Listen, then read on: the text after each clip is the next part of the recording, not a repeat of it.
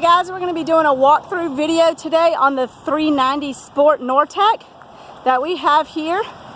She's a 2017, got a windlass, beautiful blue coloring. And as we go to the back of the boat, we'll walk up the transom and have Chris go through the walkthrough of the boat. Here in the back we've got her equipped with triple 350 Verados. She's also got Lumishore underwater lights that helps at night for fishing out there. As we walk up the back here, we got an open transom so you can walk back through here. There we go, we got Chris. Hey guys.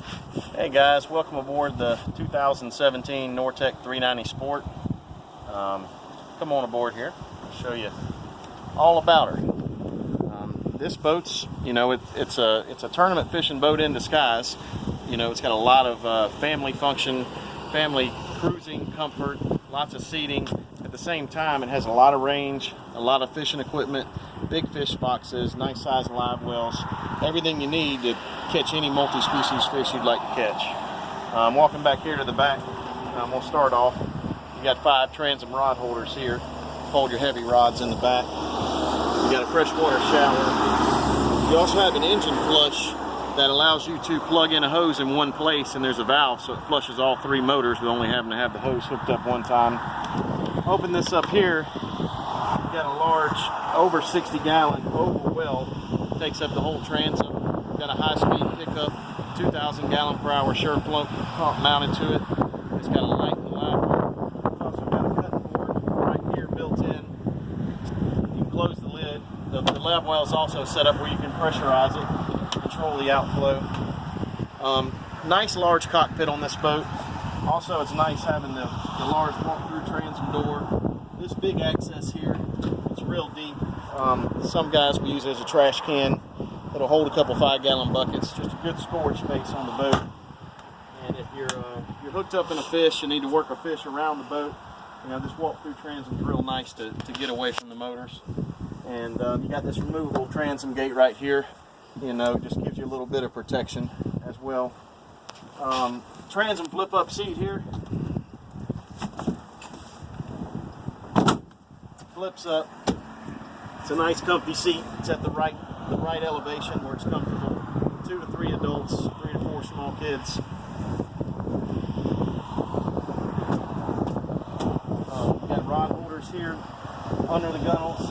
Electric reel outlets, both aft and forward. Okay, nice dive door reel. Very easy to function. Opens in and out.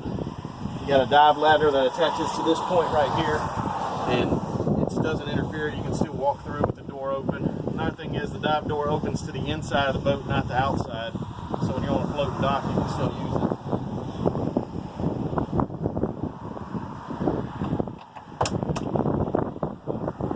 We've got this boat with non-skid on the top sides from midship to aft. It's real aggressive. We're standing on top of the gunnels.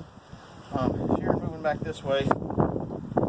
Lots of storage in this, I call it a leaning post, tackle center, bar, whatever you want to put in it. There's a lot of room. You can open this door, flips down. It's a big storage where you can put your tackle trays, wine bottles, purses, shoes, whatever you want to put. Organize it for your day. Another thing we have on this, we have the oversized here 160 quart Frigid-Rigid cooler. It acts as a rear-facing seat as well. But if you want a second row leaning post, or if you want to stand behind the leaning post, you pull the pin, slide the cooler back to your desired position. And now you've got the second row leaning post, which allows 1, 2, 3, 4, 5 people to be out of the windshield, tucked in here, in comfort. And you can also do 3 people on the rear transom seat. So effectively, you've got 8 comfortable spots behind the console for somebody to sit on this vessel. Lock her in right here. You've got raw water outlets midship, freshwater outlet midship, another raw water outlet on a hose that pulls out of the transom right here. This net storage up under the seats works out great for wet dock lines. You put them there until they dry out before you stow them. You know, people can put their flip-flops, sunscreen, just miscellaneous stuff. It's just a great way to utilize storage on the boat. In the floor here, you've also got 200 quart fish boxes. They have their own diaphragm pump that pumps them overboard. All right, now let's move to the helm. Nice 3-person center steer helm.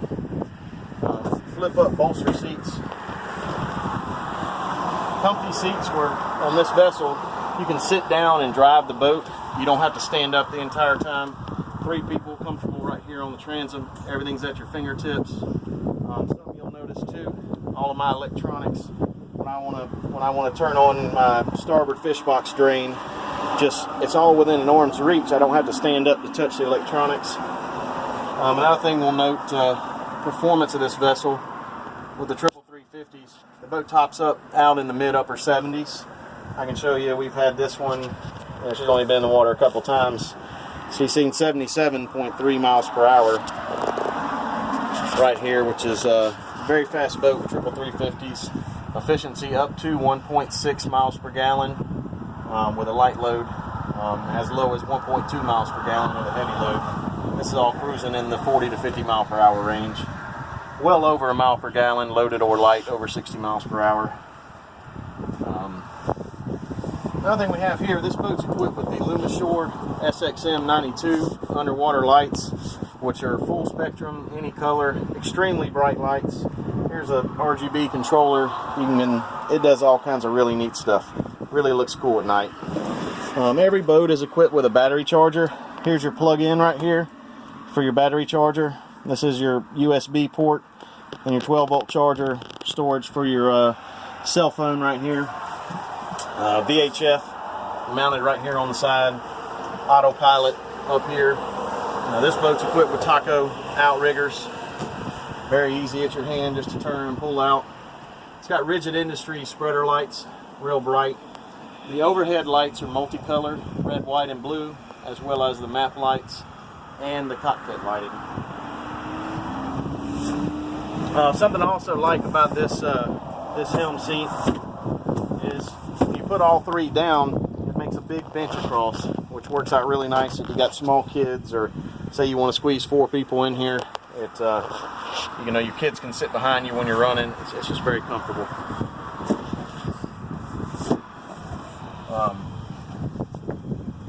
I almost forgot to mention overhead electronics box here. More net storage for your cell phone, any other gear. Also in here it's a big storage of stuff. Always stays dry up there, never going to get wet. Nice grab rail here for your passengers walking down the boat. Grab rail right here for your passengers seated in the lounger.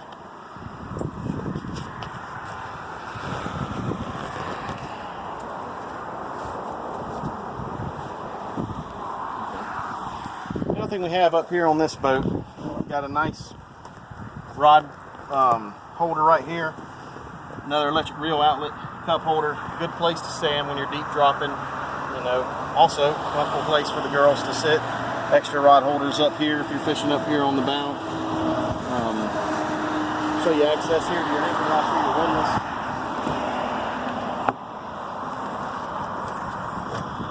Real nice system. It's got a solid pin here that prevents the anchor from ever coming loose.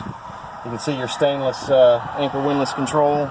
Your controls right here. There's a freshwater shower with a 15-foot hose right here, so you can rinse the front of the boat off as well as rinse the anchor up when it comes in.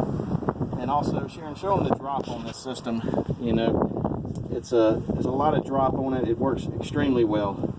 Works better than any other center console boat anchor locker I've experienced with.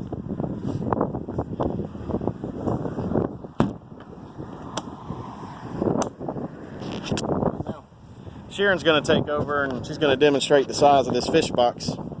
Here we estimate to be 1,200 quarts. It's about 8 foot long.